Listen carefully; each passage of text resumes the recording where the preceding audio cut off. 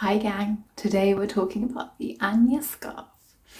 Hopefully I'll be able to answer some of your questions, show you a little bit, talk a little bit about some inspo and show you my first make of 2023 as well, which maybe isn't as good as I thought it would be.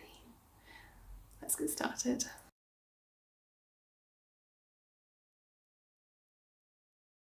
Okay, I thought I'd try filming from somewhere different this week, and this is my little dresser with some of my favourite artwork, a little fan from my burlesque classes, which I haven't done in a long time since moving out of London, but I loved doing that. It's a nice little reminder. It's just in the corner of my office. This week I want to talk to you all about my latest design, which is the Anya Scarf, which I'm sure you've heard loads about already because I've been posting non-stop about it on Instagram. I would like to talk to you about pattern inspiration, about techniques, level involved. I'd also like to talk to you about how I style it, what kind of feeling I get from it, and then yeah, let me know if there's anything else in the future designs you want me to talk about, because I think I really enjoy other designers that do release videos and talk a bit more about the behind the scenes stuff. So if that's of interest to you, let me know and I will see what I can do. I'm going to move forward because my camera keeps telling me that they can't find a face. Maybe I'm too far away. Give me 1 second. I think that is working a little bit better. You can see my back in the mirror. So you get a front and back view. So before we get started, the jumper that I'm currently wearing is the Home Sweater by CaMaRose. Now this is the third version I've made. I made two over December for my sisters, one in an extra small and one in a small. I've made myself a medium. Now my sisters I've tried on because it's all with Positive Ease and I love the fit of them. Beautiful, it's a really easy to follow pattern, it's a really lovely design. I finished mine a couple of days ago, wore it for the first time today, and I'm not a fan. I was so desperate to get this done. It was an experiment for me because I don't usually make things with Positive Ease, and I don't usually make V-necks. I'm not going to make things with Positive Ease again, I think. Or I wonder whether it's because I'm kind of in the middle. It's like it's not really oversized, but it's not tight, and I feel like it's just a little bit unflattering. I'll show you quickly. So that's the V-neck, and it keeps doing this weird like puckering thing here. I don't know if it's because I keep pulling it, but it's kind of like bunching really in a not very flattering way. I think the angle that you're seeing it at, it looks better than it does in real life. I should excuse the leggings, but it just feels a bit frumpy. And I've made it longer than the pattern says because my idea was to like wear it with leggings so that it like covers your see-through bit on your butt. Again, it looks better on camera than it actually does in person, I promise.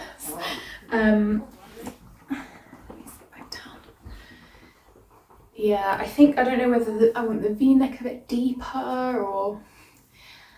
I haven't blocked it yet. I'm going to try blocking it and stretching it out a bit so it's a bit more oversized because I love the sleeves, the yarn's really soft, I love the colour.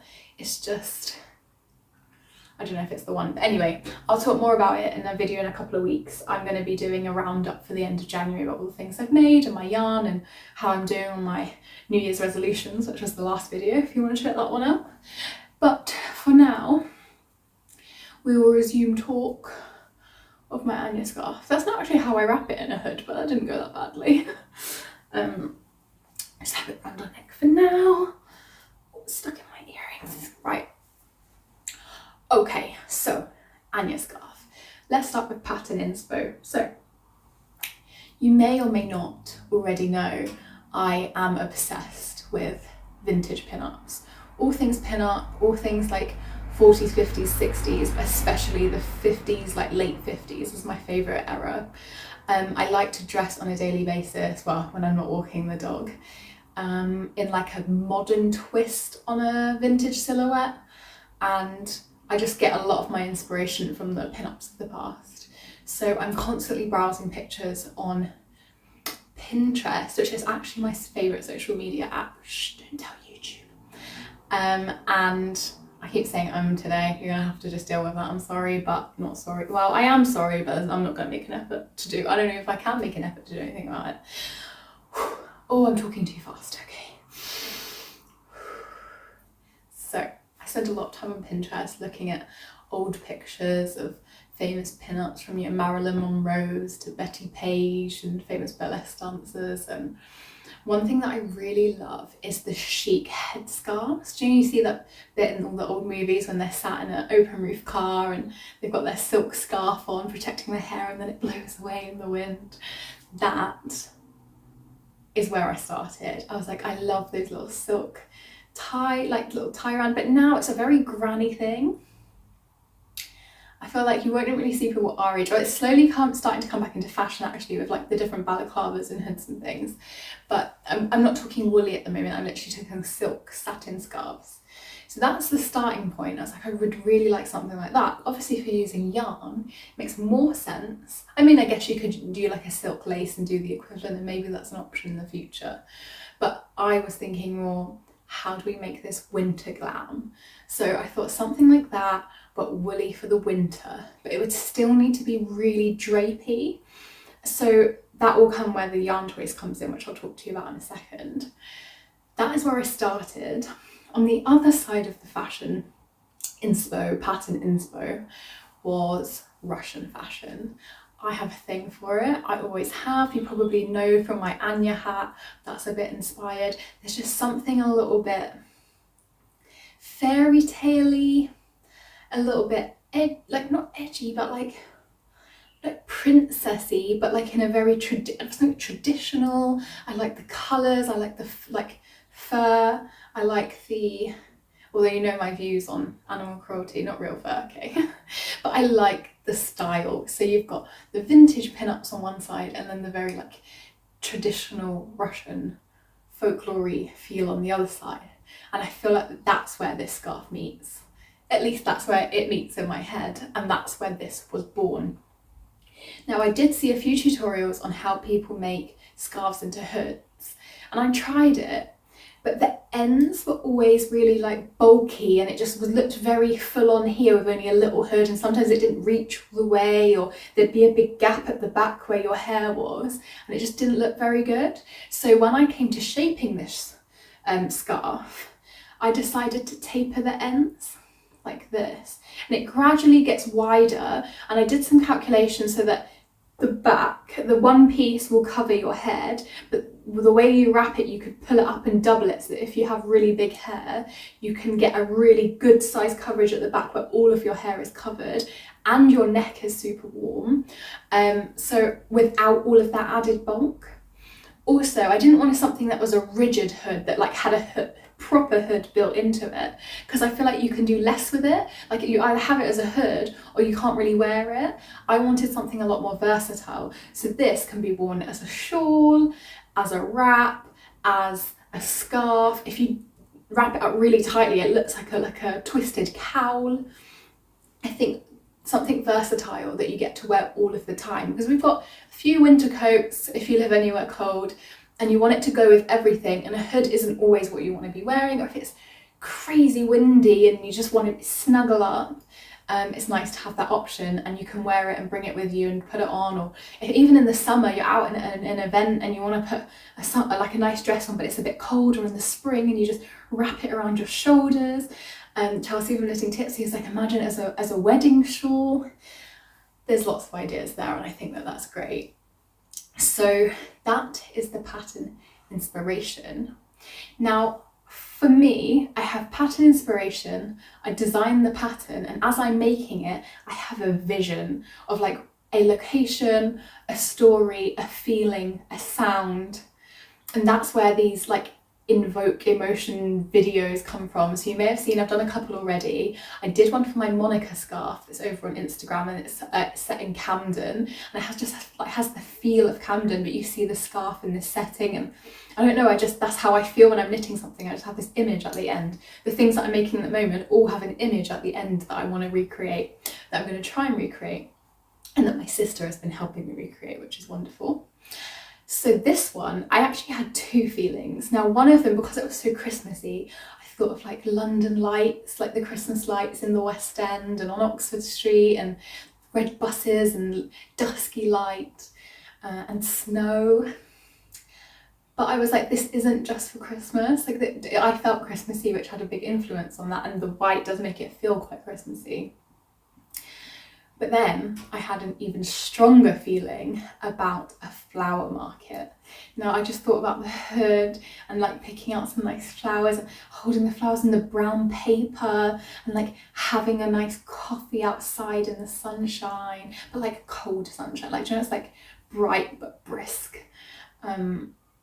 I just had this image in my head, and it had to be London because, you know, I'm a London girl. And that is what I got to do today. So I'm going to pop in a little bit of that footage, a couple of clips just to give you a feeling. But if you keep an eye on my Instagram, next Friday, I'm going to release a reel that has the music that I've edited together that really gives you a feel, a location, a story. That may sound absolutely balmy to a lot of you, but I'm sure some of you are going to get it. It's just a feeling. Maybe if you want, you can try doing it too when you're knitting something. Just think about a location and a music and a smell, and like we got donuts today. I'm just thinking about the smell of donuts, and I'm just very excited about it all. So that is what I did today. We went to Columbia, my brain just absolutely blanked. Went to Columbia Road Flower Market. If you're ever in London, I recommend it. It's only on a Sunday morning, but it's beautiful, and we got some really lovely flowers. I should have probably popped them in the background. I have some tulips in pink and purple in the other room, and I got my sister some flowers as well to say thank you for helping me. So now onto the more technical things. Oh, I've got a bit itchy nose. I'm wearing Drops Air in double, so when I said I was thinking about the flowy satin scarves or silk scarves, I was like, I don't want anything heavy, but I want it to be really warm. And the best option is a blown yarn.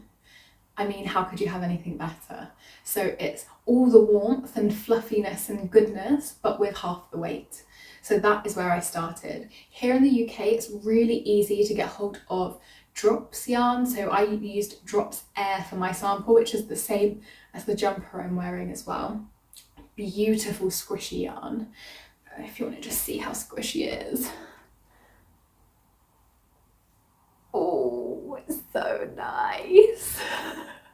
Just love it, like, just, oh, delicious.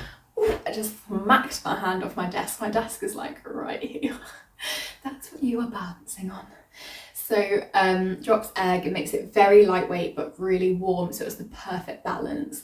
Now if you're planning on making this, or you've got a pattern or whatever, or even if you just want to make that same kind of feeling scarf, I really recommend a blown yarn. There are lots of different ones. I know some of my test knitters use Divina from Hobbi, or there is another one from...